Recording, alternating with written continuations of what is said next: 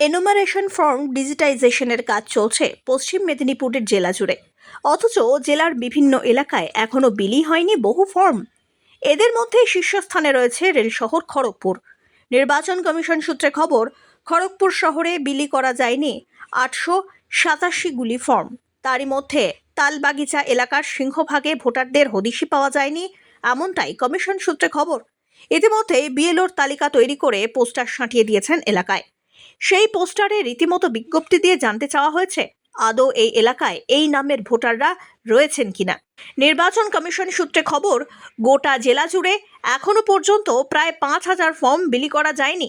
তাই নিয়ম মেনে এখনও যাদের ফর্ম বিতরণ করা যায়নি তাদের নামের তালিকা প্রকাশ করে স্থানীয় স্তরে নোটিশ আকারে প্রকাশ করতে বলা হয়েছে কমিশনের তরফে।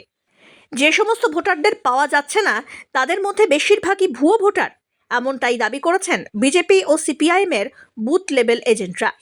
এ প্রসঙ্গে সিপিএমের দাবি, রেল শহরের প্রতিটা বুথে 10 থেকে 12 জন করে ভোটার আছেন, যাদেরকে রাজনৈতিক ফায়দা নেওয়ার জন্যই রাখা হয়েছে। শাসক দল এদের নাম তুলেছে, এখন এদেরই পাওয়া যাচ্ছে না। বিজেপির বুথ লেভেল এজেন্টের গলাতেও এই একই সুর। প্রথম দিন থেকেই নন ট্রেসদের খুঁজে বের করতে চেষ্টা করছেন তারা, তবে খোঁজ মেলেনি। তাই এদের বেশিরভাগই ভুয়ো, এমনটাই দাবি বিজেপির। অন্যদিকে শাসক দল তৃণমূলের বুথ লেভেল এজেন্টের দাবি, কোথাও কোনো ভুয়ো ভোটার নেই।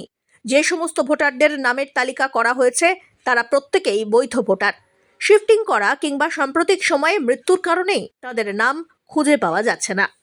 আমরা বারবার এর আগের বারেও বলেছি, সমস্ত জায়গাতে সঠিকভাবে যদি করা হয় দেখবেন ভুতুরে ভোটার পাওয়া যাবে। এই 33 নম্বর ওয়ার্ড, তার সাথে সাথে খড়গপুর শহরের প্রত্যেকটা ওয়ার্ডে এইরকম 200 কেন তারও বেশি ভুতুরে ভোটার পাওয়া যাবে যদি সঠিকভাবে বিএলওরা তদন্ত করে।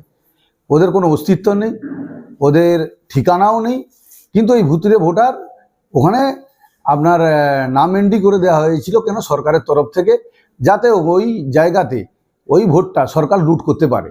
এইভাবে তারা জিতার যে একটা চক্রব্যূহ তৈরি করেছিল, এখন সেটা বোঝা যাচ্ছে যে প্রত্যেক জায়গাতে এইভাবে সরকার সুপরিকল্পিতভাবে এই কাজটা করেছে।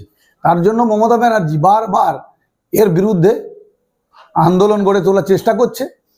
উনি ভালো করেই জানেন সংবিধান অনুযায়ী যে ভোটার সংশোধন এটা প্রক্রিয়াটা নির্বাচন কমিশনের আওতায় এবং এটা করতে হয় একেবারে নিশ্চিত রূপে। এটা তো ভোট লুট করার একটা পদ্ধতি।